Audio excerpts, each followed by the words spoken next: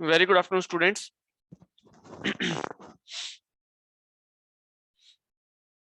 Am I audible? Yes, sir. Very good afternoon to all. Good afternoon.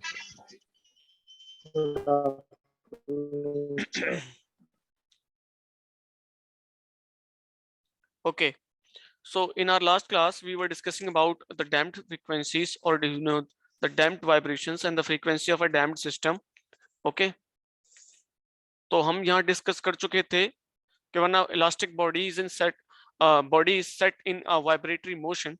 The vibration die out after some time due to the intermolecular frictions of the mass of a body and the friction of a medium in which it vibrates. Okay, and दूसरा हमने पढ़ा था the diminishing of vibrations with a time gap जो होता है, ये जो process है इसको हम डैम्पिंग करते हैं. Now when this is done automatically without any external force तो इसको हम बोलेंगे डैम्पिंग सिस्टम और कहेंगे फ्री वाइब्रेशंस. लेकिन जब हम वाइब्रेशंस को मिनिमाइज कर दें या उसके एम्पलीट्यूड को मिनिमाइज कर दें और उसको जो टाइम है उसको मिनिमाइज कर दें, जब हम उस बात को बोलेंगे दैट इज डैम्प्ड वाइब्रेशंस.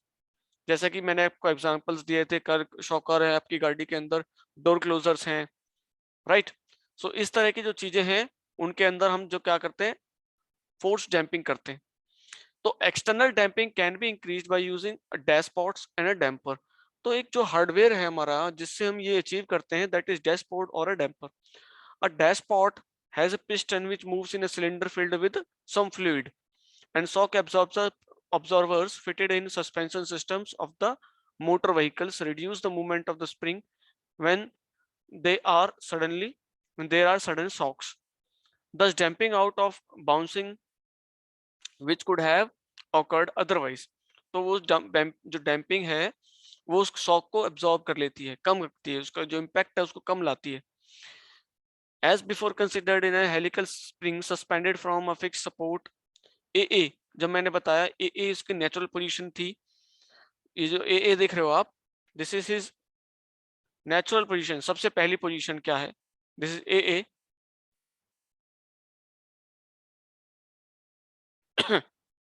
यहाँ पे देखो इस टाइम क्या है कि स्प्रिंग को सस्पेंड किया है, बस कोई एक्सटर्नल फोर्स नहीं, कुछ नहीं, हमने बस इसको रख दिया. नाउ हमने एक मास इसके ऊपर होल्ड किया या इसके ऊपर अटैच किया मास, तो इसका डिफ्लेक्शन कहाँ आ गया, बी पॉइंट तक आ गया. नाउ मैंने इसको हल्का सा और डिफ्लेक्ट किया, बी से सी इसको लेके आ गया मैं डेटम लाइन को, तो वाइब्रेशंस अब इसमें इंड्यूस हो जाएंगी. नाउ पहले जो इस सिस्टम था, स्प्रिंग मास सिस्टम था, तो इक्वेशन हमारी बनती थी that is M X double dot और S X is equal to zero, जब हम डी एलम्बर्ट्स प्रिंसिपल यूज करते थे तब. नाउ यहाँ पे एक एडिशनल फोर्स भी आ गई है दैट इज डैम्पिंग फोर्स. और मैंने बताया था damping force is directly proportional to the velocity of the motion. So x dot is depicting the velocity, rate of change of displacement with respect to time is velocity. So mx double dot plus cx dot plus sx is equal to 0. This will be the equation for the motion or vibration of this system under damping, or we should better say the force damping. Clear हुआ? Yes, sir. Okay, तो कुछ इसमें terms हैं, एक बार उनको हम देख लेते हैं क्या क्या है. It is usually to assume that it is usual to assume that the damping force is proportional to the velocity of vibrations at a lower value of speeds and proportional to the square of velocities at higher speeds. यही मैंने आपको बताया, ये जो damping है वो proportional है किसके, वेलोसिटी के लोअर स्पीड्स पर, और स्क्वायर ऑफ वेलोसिटी के एट हायर स्पीड्स पर. बट यहाँ पे हम जो बात कर रहे हैं, हम बात करते हैं स्लो स्पीड्स की. वाइब्रेशन इतनी फास्ट नहीं है, we are discussing here only the slow speed vibrations, right. So consider the force on the mass m when it is displaced through a distance below the equilibrium position during the vibratory motion. Okay. So S is equal to the stiffness of the spring. C is equal to the damping coefficient or the damping force per unit velocity. Omega n क्या है, the frequency of natural undamped vibrations. Omega n. X is equal to displacement of mass from the mean position at a time t. and v is equal to x dot, that is velocity of a mass at a time t. F is equal to, that is acceleration of a mass at a time t. समझे बात को? Yes, sir. Terminology clear है? Yes, sir. Now when a mass moves downward, the friction force of the dashpot acts in upward direction. देखो क्या कह रहा है, जब मास आपका नीचे वाइब्रेट, नीचे आपका डिस्प्लेसमेंट होगी तो डैम्पिंग फोर्स इसके अपोजिट डायरेक्शन में एक्ट कर रही है. सिमिलरली अगर जब मास आपका नीचे डिस्प्लेस होगा, स्प्रिंग फोर्स आपकी अपर डायरेक्शन में एक्ट कर रही है. यस और नो? Yes, sir.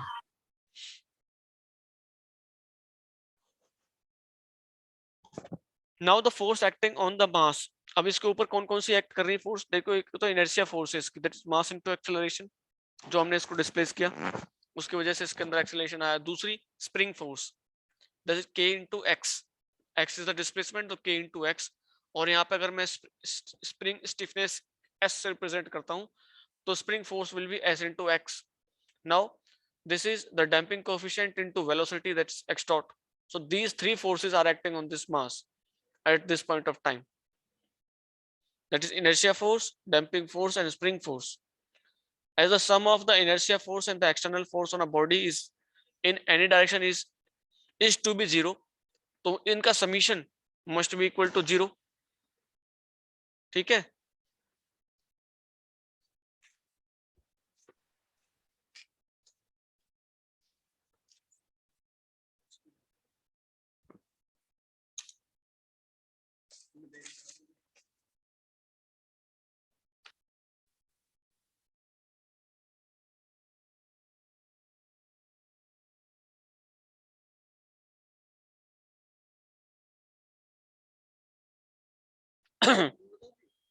बता दी.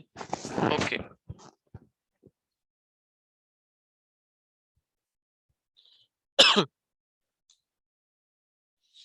am I audible? Yes, sir. ये भी रख लो अपने पास ही, ऊपर रख दो ना. ठीक है, ओके. सो आते हैं क्लास में. Now this equation, you see, this is a differential equation form. देख रहे हो? इसको मैं लिख सकता हूं d square x upon dt square plus c by m dx by dt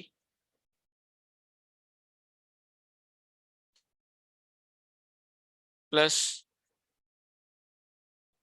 s by m x is equal to 0.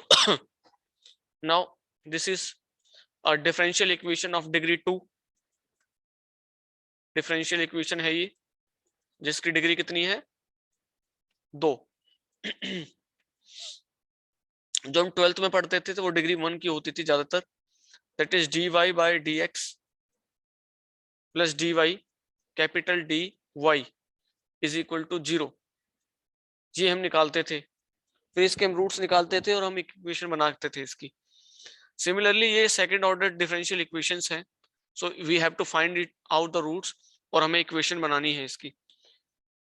समझे बात को? ये आप इंजीनियरिंग मैथमेटिक्स में आपने पढ़ा होगा इन योर सेकंड और थर्ड सेमेस्टर. इंजीनियरिंग मैथमेटिक्स में that is how to solve the differential equations. ठीक है?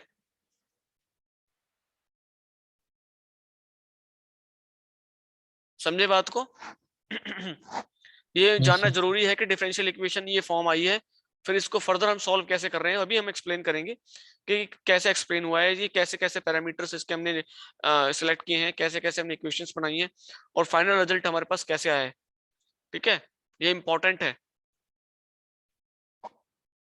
Now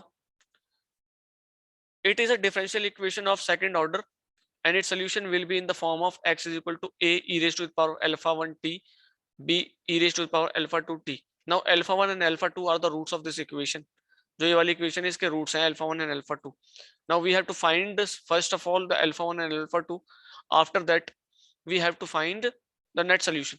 now e raise to the power alpha t को हम लिख सकते हैं cos alpha t plus iota sin alpha t. This is the expanded form of e raise to the power alpha t. Similarly e raise to the power alpha 2t हो जाएगा cos alpha 2t plus iota sin alpha 2t. इस तरह से हम इसको लिखते हैं. Now further अगर मैं देखूं, पहले तो मुझे रूट्स निकालने हैं अल्फा 1 अल्फा 2. सो इस इक्वेशन के हम पहले रूट्स निकालते हैं. Now a and b are some constant and alpha 1 and alpha 2 are the roots of this auxiliary equation. So alpha square plus c by m alpha plus s by m is equal to 0 and alpha 1 and alpha 2 will be this. तो हमारे पास roots निकल के आएंगे क्या? That is c by 2m. हाँ ये roots आएंगे, sorry, these are the roots, एक प्लस वाला एक माइनस का. That is minus c by 2m plus under root c by 2m square minus s by m. दूसरा क्या हो जाएगा? क्या हो जाएगा दूसरा? Minus c by 2m minus under root c by 2m minus s m. अब कुछ आपको जाना पहचाना नहीं लग रहा इसमें? ये वाली वैल्यू कुछ जानी पहचानी नहीं लग रही? ओमेगा n क्या होता था? Yes, sir. Omega Under n root s y. s Under by root m. s y. तो इसका मतलब ये क्या हो गया? Omega n square. यस और no? Yes, sir. Similarly c by 2m, c by 2m की वैल्यू होती है हमारे पास जीटा. अभी आगे पढ़ेंगे. तुम इस इक्वेशन को हम और सिंपलीफाई वे में लिख सकते हैं. ये आगे आपको ऑब्जेक्टिव एग्जाम्स में हेल्प करेगा. अभी मैंने इसको बता दिया है यहाँ पे, ठीक है. अगर यहाँ पुट करोगे तो अभी हमने एक स्टेप तो वैसे ही सिंपलीफाई कर लिया. Minus c by 2m plus minus under root c by 2m whole square minus omega n square. ठीक है ना? नाउ रेशियो होगा जो c बाई 2m का स्क्वायर का 2s बाई m, वो रिप्रेजेंट करेगा the degree of dampness provided in system and is square root of and it square is known as the damping factor और damping ratio. अब देखो मैं इन दोनों का रेशियो निकालूं तो यहाँ पे आएगा c by 2m whole square upon s by m. This जब मैं यहाँ खोलूंगा इस ब्रैकेट को ऊपर से तो c square by 2m square आएगा. mm विल कैंसिल आउट, बचेगा क्या? ऊपर बचेगा 2c अपॉन नीचे s by m. Under root में लूंगा मैं, the value will c will come out of the root and the remaining value will be c by 2m under root sm. Right? So this is what? This is the damping ratio, और कह सकते हैं damping factor. Yes or no? अगर मैं इसको under root में नहीं लेता तो मुझे मिलती डिग्री ऑफ डैम्पनेस. अगर मैं जीटा स्क्वायर बताऊं, अगर मुझे देखो जीटा की वैल्यू आई c by 2 root under root sm. अगर मैं जीटा स्क्वायर कर दूं तो मेरे पास क्या आएगा? c square by 4 sm. तो c square by 4 sm will be the degree of dampness of a system. Clear है? एक बार Yes, इसको sir. यहां से देखो, दोबारा एक बार समझो इसको.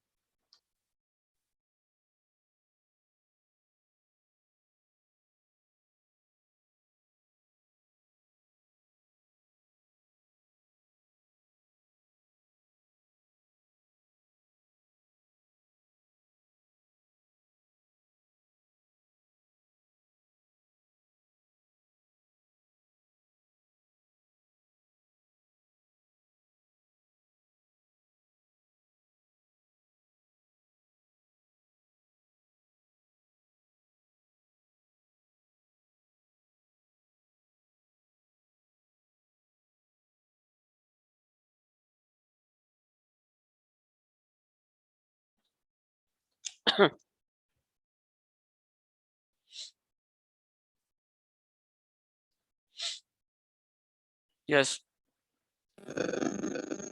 Got it? Yes, sir. Now C is the damping coefficient and C की वैल्यू अगर मैं यहां से निकालूं तो मुझे क्या मिलेगी? C is equal to 2 zeta under root sm. Yes or no? Yes, sir. अगर मैं इसको फर्दर सिंप्लीफाई करूं, under root s by m, मैं m यहां से मल्टीप्लाई डिवाइड करता हूं और वैल्यू आएगी that under root s by m की वैल्यू क्या आती है ओमेगा एन। तो ये यहां से रिप्लेस करूंगा 2 Yes, जीटा ओमेगा एन, तो वैल्यू आ गई is equal to 2 zeta S by omega N. Yes और no? So when zeta Yes, is sir. Equal to 1 the damping is known as critical damping.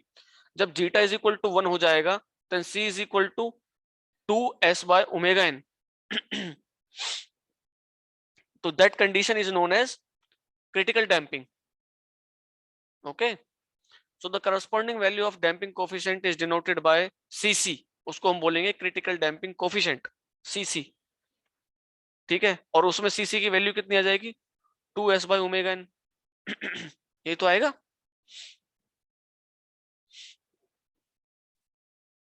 ये सुनो, तो हम यहां Yes, से sir. निकाल सकते हैं कि क्रिटिकल डैम्पिंग कंडीशन के अकॉर्डिंग अगर c is equal to 2 root 2 is equal to c is equal to 2s by omega n, then zeta will be equal to the ratio of actual damping coefficient to the critical damping coefficient. तो zeta is equal to c by cc when cc is equal to 2 root sm, और c हमारी value कहाँ थी ऊपर, हमने c की value निकाली थी 2 zeta s by omega n। तो आप देखोगे कि सब चीज कट के zeta is equal to zeta आ जाएगा। सो हम यहाँ से निकाल सकते हैं फॉर्मूला दैट अगर जीटा हमें निकालना हो और एक्चुअल डैम्पिंग कोफिशिएंट हमें दिया हो और क्रिटिकल डैम्पिंग कोफिशिएंट हमें दिया हो, तो दोनों को ratio will give you zeta. अगर जीटा की वैल्यू इक्वल टू 1 आती है तो हम कह सकते हैं the system is critically damped. Zeta की वैल्यू अगर ग्रेटर देन 1 आती है the system is over damped, and the system की अगर जीटा की वैल्यू लेस देन 1 आती है the system is under damped.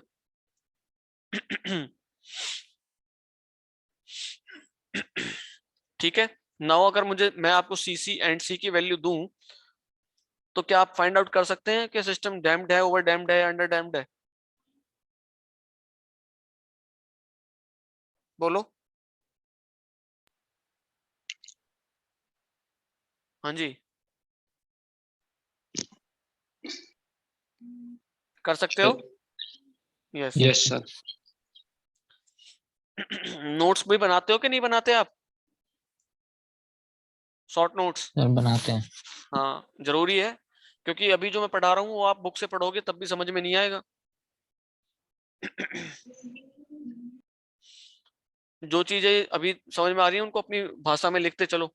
अगर आपको टाइम चाहिए तो आप बताइए, मैं रुक जाऊंगा, आप लिख लीजिए। सो इस इक्वेशन का जब सोल्यूशन हम करेंगे तो हमारे पास रूट्स जो थे अब उनको और हमने निकाला, that is alpha 1 and 2 is equal to minus zeta omega n plus minus under root zeta square omega n square minus omega n. Right, ना ओमेगा को मैंने बाहर लिया तो मेरे पास वैल्यू बन गई minus zeta plus minus under root zeta square minus 1 omega n. The exact equation जो है 18.7, ये वाली इक्वेशन ऊपर वाली, will depend whether the roots alpha 1 और अल्फा 2 आर रियल और इमेजिनरी। ठीक है, कि ये वाले जो रूट्स आए हैं अल्फा 1 अल्फा 2 के इमेजिनरी हैं या रियल है। नाउ अगर अल्फा, देखो यहाँ पे जो वैल्यू है अंडर रूट के अंदर वैल्यू, अगर जीटा की वैल्यू जीटा स्क्वायर की वैल्यू लेस देन 1 आती है, समझ पा रहे हो मैं क्या कहना चाह रहा हूँ? अगर जीटा स्क्वायर की वैल्यू लेस देन 1 आती है तो ये वाली जो अंडर रूट के अंदर वैल्यू है विल बी लेस देन 1 और नेगेटिव वैल्यू आएगी। अगर मैं यहाँ पर कह रहा हूँ जीटा स्क्वायर की वैल्यू 0.25 आ रही है तो मेरे यहाँ अंदर Yes, बचेगी sir. Point Negative. माइनस 0.75, और हम नेगेटिव का अंडर रूट लेना means iota. Iota. Iota, iota means imaginary. So imaginary आपकी वैल्यूज आएंगी रूट्स की। So when the imaginary roots are there the solution will be different, and when real roots are there the solution is different. So ये depend करता है इसके equation का solution के roots imaginary हैं या रियल, और ये किस पे डिपेंड करेगा, ये पड़ेगा जीटा पे। और जीटा क्या कहता है कि अगर सिस्टम आपका क्रिटिकली डैम्प्ड है तो ये वैल्यूज क्या आएंगी, this will equal to 0, alpha 1 and alpha 2 will become zeta omega N only, ये अंदर वाली वैल्यूज 0 हो जाएगी। अगर ग्रेटर देन 1 आती है देन रियल रूट्स, अगर लेस देन 1 आती है इसका मतलब नेगेटिव वैल्यूज। अंडर डैम्प्ड में आपकी जो वैल्यूज आएंगी, रूट्स की वैल्यू आएंगी, those roots will be imaginary roots. Okay, Yes, sir. सही बात है, समझ में आया? Yes, sir. इन चीजों दोनों चीजों को कंपेयर करो यहां से। तो फाइनल जो सोल्यूशन आएगा हमारे पास, ये देखो पहली कंडीशन के लिए when roots are real, when zeta is greater than 1, overdamped system है, ओवरडैम्प्ड सिस्टम में रूट्स रियल आएंगे, तो हमारा सोल्यूशन क्या आएगा, that is a e raised to the power minus zeta plus under root zeta square minus 1 omega n t plus b e raised to the power minus zeta under root square minus 1 omega n t. Now constraint a and b can be determined from the initial conditions. This equation of an aperiodic motion, the system cannot vibrate due to overdamping. The magnitude of the resultant displacement approaches zero with time. Okay. एक बार देख लो इसको।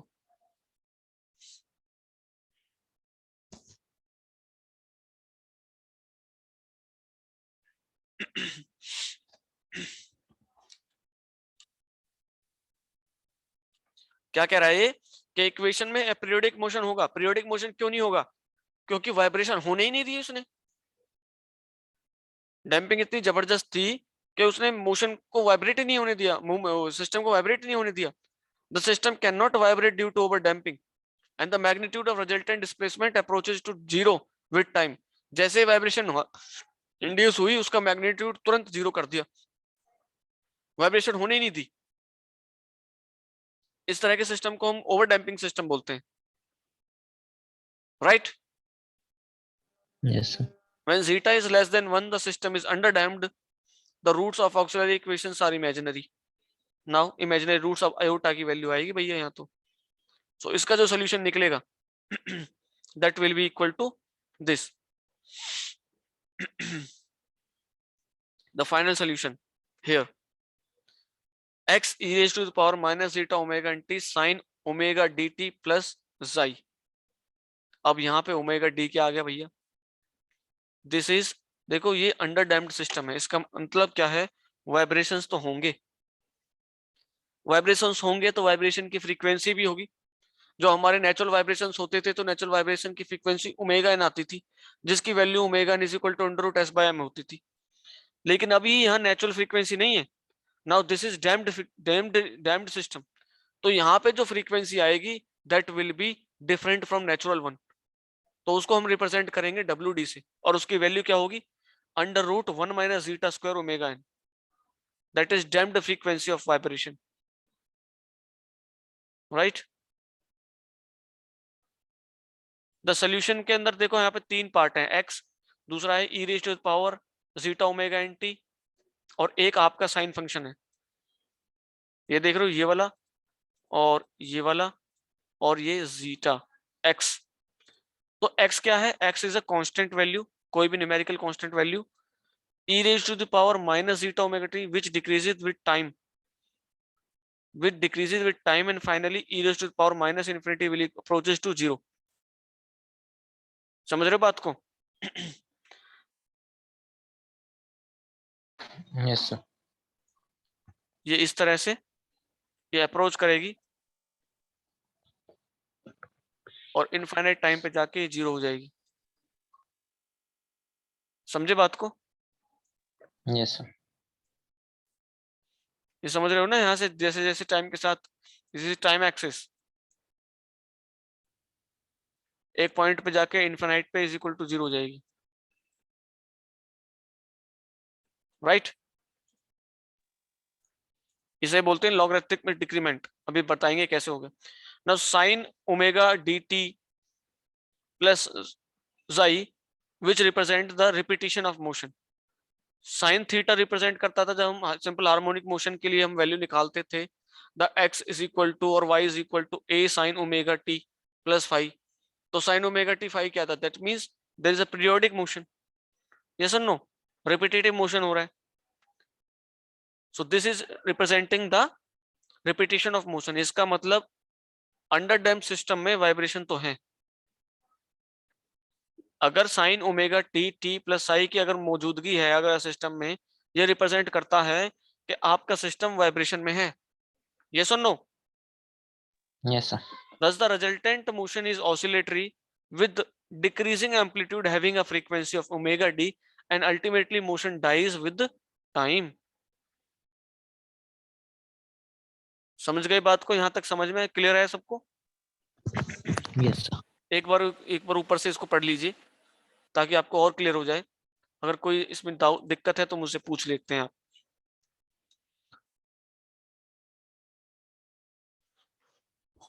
I'm giving you a few minutes.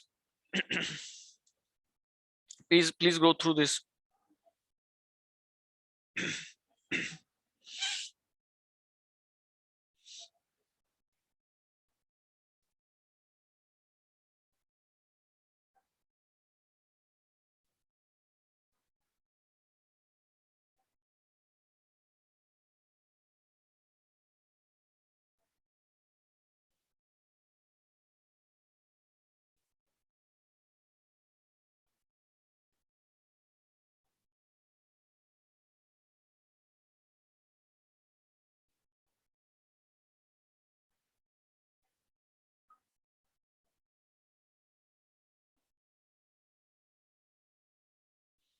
जब पढ़ लो मुझे बता देना एक बार.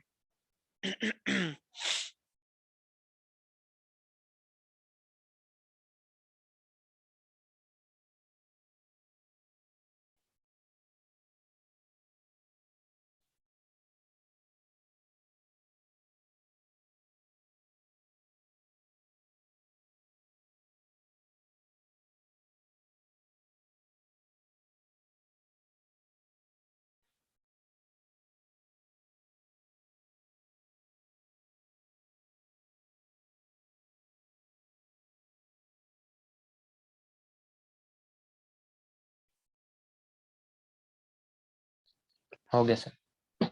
Right. So clear है? Now frequency is equal to 1 by t. 1 by t. तो 2 pi by omega will be the linear frequency. अरे म्यू क्या होता है? Mu is the frequency that is omega by 2t. चलो छोड़ो इसको बाद में करते हैं. टाइम पीरियड होता है ओमेगा डी बाय 2 पाई. फ्रीक्वेंसी क्या होती है? फ्रीक्वेंसी का अपोजिट होता है ना यार. समझ नहीं रहे बात को आप? Yes, sir. Yes, sir. Frequency का रेसिप्रोकल होता है टाइम पीरियड. अगर मैं टाइम पीरियड निकालूं तो रिवर्स करना पड़ेगा फ्रीक्वेंसी का. तो यहाँ Yes, पे sir. अगर मेरे पास फ्रीक्वेंसी ओमेगा डी है, f d is equal to omega d by 2 pi है, तो टाइम पीरियड ऑफ ऑसिलेशन कितना हो जाएगा? 2 पाई बाई ओमेगा डी नहीं हो जाएगा? Yes, sir. ये वाली वैल्यू आ गई यहाँ पे.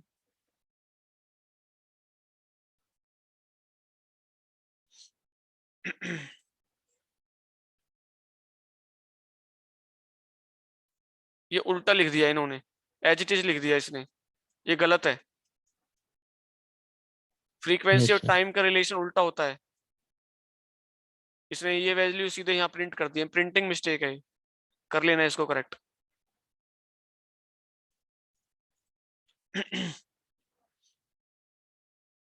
Now let us suppose that x naught is the displacement of a start of a motion. x naught displacement थी. मान लो कोई पार्टिकल था. इस तरह से मैं ग्राफ बना देता हूं. चलो मान लो x naught वहां पे डिस्प्लेसमेंट थी उसकी कुछ. ये x naught एक्सिस एम्पलीट्यूड है. This is amplitude axis and this is time axis. तो x नॉट एम्पलीट्यूड था किसी टाइम पीरियड पे उसको, और t इज इक्वल टू 0 पे x एम्पलीट्यूड था. और डैम्पिंग में आपने बताया था, हमने बताया कि ये जो है एक तो साइन कर्व बनेगा, दूसरा डिक्रीजिंग वाला बनेगा. ये सुन लो. Yes, sir. क्योंकि नेगेटिव साइन है. So the displacement at the end of first oscillation at td will be equal to x e raised to the power minus zeta omega and td sin omega d td plus z, right? और x e raised to the power minus zeta omega and td sin phi. Omega D cut जाएगा और sign की value हो जाएगी sign 2 pi plus 5. तो sine 2 pi plus 5 is equal to sine 5 और third quadrant में चला गया. ये सुनो. थर्ड क्वाड्रेंट में Yes, sir.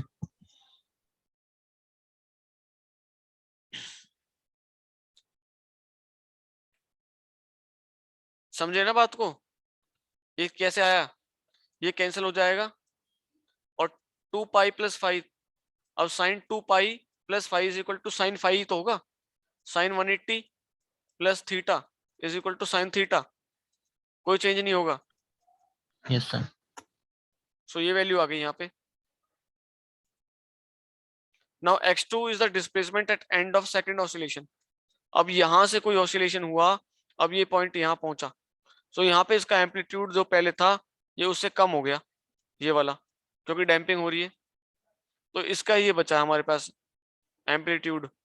Similarly x3, xn और xn+1। तो जब मैं कहूंगा कि xn और xn+1 का जो रेशियो है, यानी कि कॉन्जिक्यूटिव का जो रेशियो है डिस्प्लेसमेंट्स का, that is equal to e raise to the power omega n t. यहां से देखो ना, क्लियर देखते हो, यहाँ पे देखो, अगर मैं इन दोनों का रेशियो निकाल दूं, ऐसे कर देता हूं मैं इसको, this sine will cancel out, this x will cancel out. अब देखो यहाँ पे मल्टीप्लिकेशन में है, तो मैं इसको लिख सकता हूं, that is e raise to the power minus zeta omega n t d. ये तो ऊपर आ गया, और नीचे क्या लिख सकता हूं मैं इसको, e raise to the power minus zeta omega n t d multiply में e raise to the power minus zeta omega n t d. So ये वाली वैल्यू कैंसिल आउट हो जाएगी, बचेगा क्या, ये वाली, और ये नेगेटिव साइन है, इसका मतलब इसका रेसिप्रोकल करके लिख दूं, तो वैल्यू क्या आएगी, e raise to the power zeta omega n t d. यही तो बचा, यस सर। ये वाली वैल्यू Yes, तो sir. बची। तो सिमिलरली अगर मैं इसका फर्स्ट और 0 और फर्स्ट का लूं तो भी यही वैल्यू आएगी, फर्स्ट और सेकंड का लूं तो भी यही वैल्यू आएगी, सेकंड और थर्ड का लूं तो ये आएगी। मतलब हर एक कॉन्जिक्यूटिव वैल्यू, हर एक कॉन्जिक्यूटिव का जो ऑसिलेशन का एम्पलीट्यूड है और डिस्प्लेसमेंट है, उसका रेशियो यही आएगा, e raise to the power zeta omega n t D.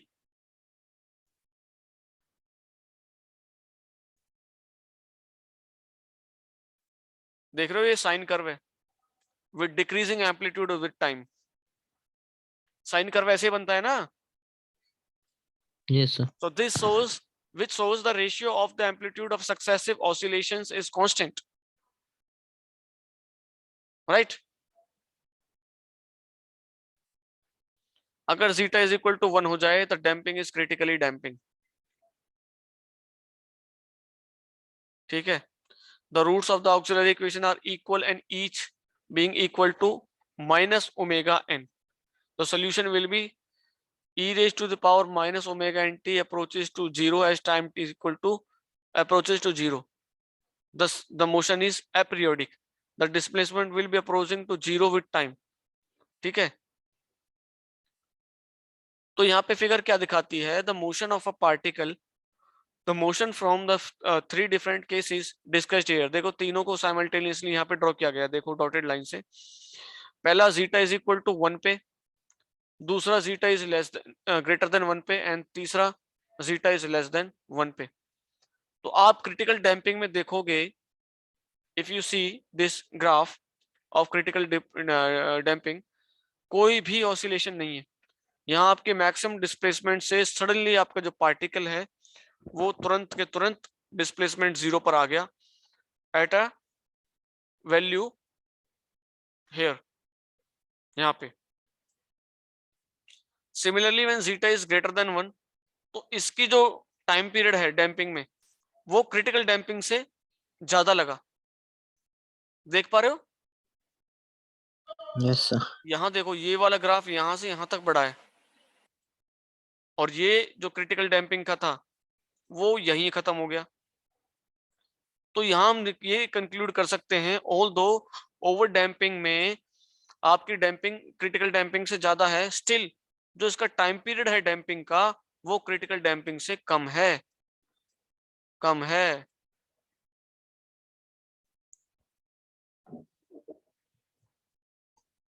समझे कुछ बात को? Yes, sir. So due to this reason, the large guns are critically damaged so that they return to their original positions in a minimum possible time. जो बड़ी बड़ी guns होती हैं, आपकी मशीन गन्स हैं, वो क्रिटिकली डैम्ड होती हैं, ओवर डैम्ड नहीं। अगर आपसे आपको पूछने लग जाए कि आपको बहुत स्टेबल सिस्टम चाहिए, तो आप ओवर डैम्प करेंगे सिस्टम को या क्रिटिकली डैम्प करोगे? तो बताओ क्या करोगे, ओवर डैम्प या क्रिटिकल डैम्प, एंड व्हाई?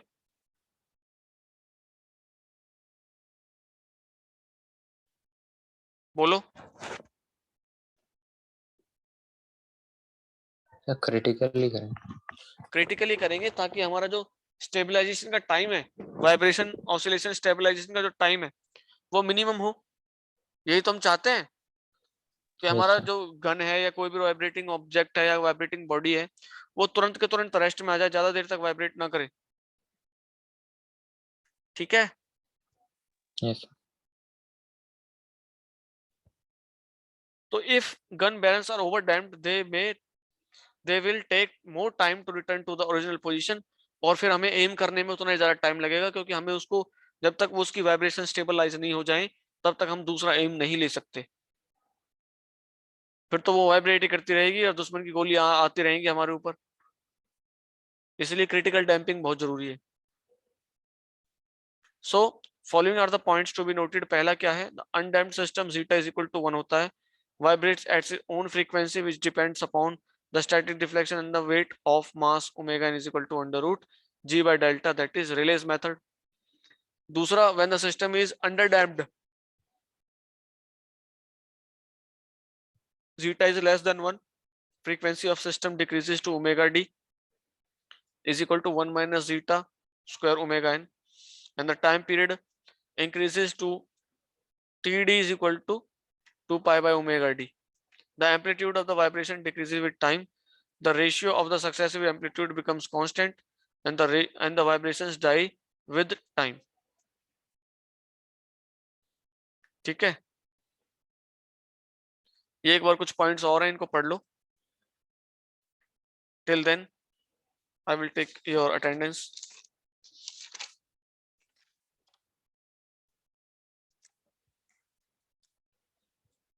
कौन कौन बच्चा है? आशुतोष सिंह एंड मोहित यादाना। आशुतोष सिंह,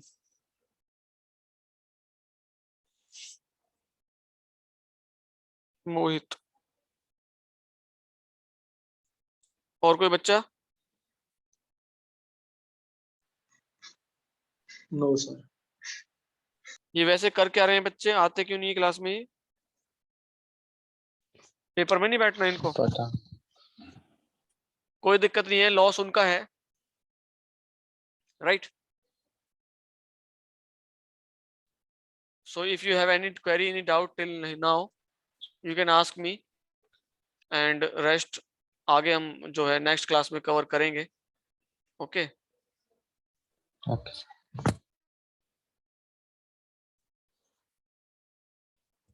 अच्छा, यूनिवर्सिटी का कोई नोटिस आया है आपके पास रिगार्डिंग एग्जाम्स या स्ट्राइक वगैरह जो आप कर रहे थे? कुछ हुआ सर उसका? ऑनलाइन ही होगा है एग्जाम, बट Online. सेंटर पे होगा, एग्जाम सेंटर जैसे कॉलेज में। ठीक है, तो आपको अच्छा लगा ये डिसीजन? सर ऑफलाइन ही इससे बढ़िया था, सेंटर पे ही जाना था, तो कम से कम स्टेप्स के मार्क्स तो मिलेंगे। इसमें तो कटता है तो कटता है, वरना अब जो बच्चे करेंगे बच्चे सब बच्चे गधे तुक्के हैं, में। बच्चे गधे हैं। ऑफलाइन मोड में यूनिवर्सिटी एग्जाम लेती, लीनियंट चेकिंग होती। अभी सब चीज